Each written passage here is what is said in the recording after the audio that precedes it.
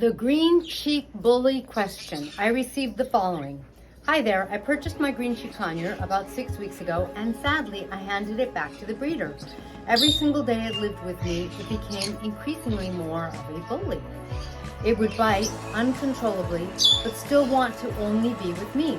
If I kept it in its cage, it was game over, squawking like a sun conure until we let it out. Ultimately, I knew it needed a partner. I gave it back to the breeder who suggested we can make a trade for 3 parrotlets. She feels it may be better suited for my situation. I had a green cheek in college. I loved it so much. Sure, it bit just like any other. My most recent would bite in anger. I couldn't tell if it was play or true aggression. It's really broken my heart from today. I'm crying as I write this because I feel guilty. I was supposed to be the dad, and I couldn't deliver. I found myself almost at my wit's end. So heartbroken. Question is, did I do the right thing sending them back to the breeder? Do you think parrotlets are going to be easier? I have 2 cages, one inside and one outside. Handmade toys, jungle gyms, etc. This should have been known in the past. But every day my conure got worse and worse, and it would be on me for 8 hours daily. I'm writing because I'm sad and desperate. I think if I really wanted to, I could take it back tonight. I purchased another green cheek conure for it, or I can make the switch to parrotlet. I was planning on getting 3 parrotlets. Can you provide your professional opinion? I want to be a hobbyist. Hey guys, as you know, I'm Kaylin, the author of The Parrot Bliss Bond, and I have several other books under KB Raphael on Amazon.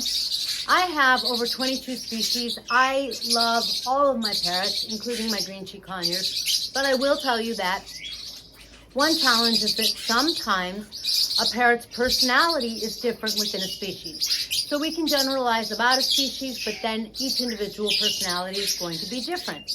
My mission is to try to help you increase your blissful bond with your parrot, decreasing the need for rescues and rehoming.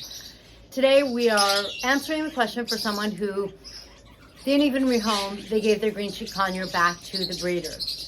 Problem. Why do I suspect that the green cheek conure was like that? You know, it may have just been the green cheek conure itself, and certainly I would have tried a second green cheek conure with it. That may have done the trick. For whatever reason, this green cheek conure, it seems to me, was number one, really needy, like it really wanted that time and attention. And number two, you know, it really wanted to be with this flock, so like it couldn't even be put in its cage kind of thing.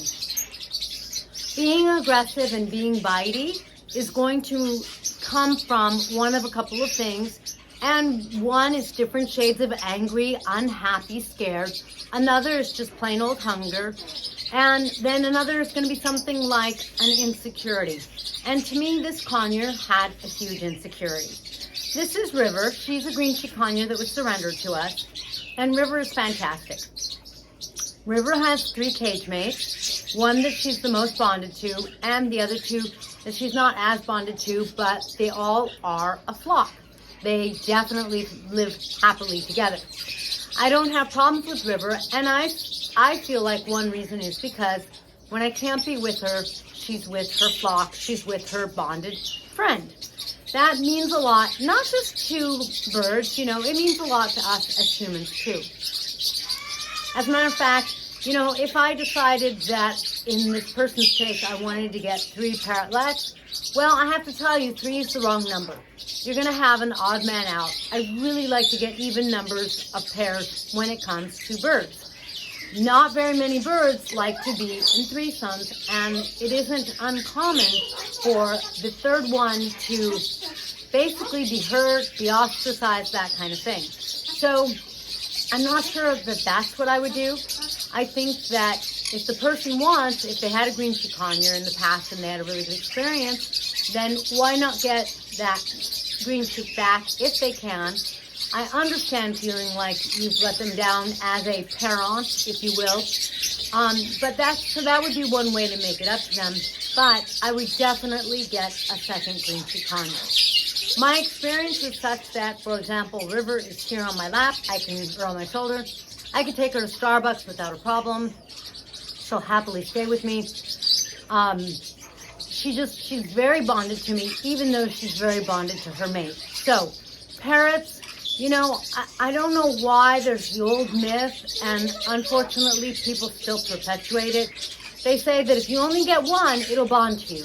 Yes, and if you're kidnapped by someone and locked up in a basement and you never get to see any other humans, you will bond with your kidnapper because you have no one else, and we're social creatures. Parrots aren't any different.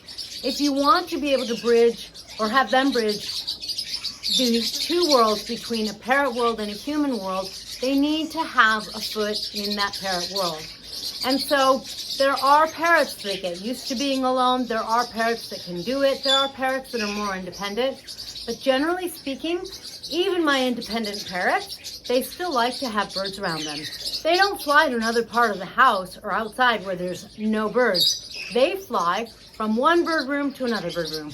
They just don't want to be alone, even if they're not bonding with other birds. To me, it's really impressive. My Indian ringneck, for example, who's very independent, you know, it's really impressive that strong desire to hear the other birds, to see the other birds, to be with and be around the other birds, even if there's no bonding going on. So when you're looking at getting a bird, keep that in mind. I know that some birds are really expensive and doubling the budget isn't easy. I also know that it does mean doubling your cage budget because generally speaking, you do need at least 2 cages to start, maybe 3, because they should be put together in a new cage that neither of them know, so that when you have 2 and they go into a new cage, neither of them claims that it's their territory, and instead they both come in on an equal footing, feeling like they can share the space because they already are sharing the space because no one had previously claimed it. I understand it's kind of challenging. Yes, you can do something like bring 2 green cheek conures home for the first time and put them in the same cage. The same is true with parrotlets. Generally speaking, that's going to work out. However, in case it doesn't work out, you're going to need either at least a carrier or some sort of backup so that you have time to get a second cage set up just in case you need it. There are cases, just like there are with people, where it's love at first sight and putting them together is not a problem. And then there are the other extreme. There are cases where you have 2 parrots that you're putting together for the first time, like a green cheek conure or like crimson-bellied conures, and they hate each other. And they absolutely, one is bullying the other, they're not nice to each other. It can happen with parrotlets, it can happen with lovebirds, it can happen with budgies, especially when you have something like 3. That makes it real difficult. Like I said, someone's left out. So try to really plan what you're getting before you get it so that you know how to set them up so that you are maximizing your blissful bond with your parrot, hopefully parrots, and so that they are maximizing their ability to bridge the 2 worlds so that they aren't screaming as loudly as a sun conure. That doesn't seem that loud to me, but I have Amazon. But you know, so that they're not miserable when they're by themselves, so that they don't turn into a biting machine, which is their way of saying, something is so wrong, I'm so unhappy, I'm really upset. It's no fun. There's no bliss in there, there's no bond, or the bond is like they're so tightly bound to you that there's no breathing space. So make sure you set things up so that everyone balances nicely. Thank you for joining me in this blissful video. If you want to support my mission or find out about my merch and stuff like that, then make sure to check in the description below. Catch you next time.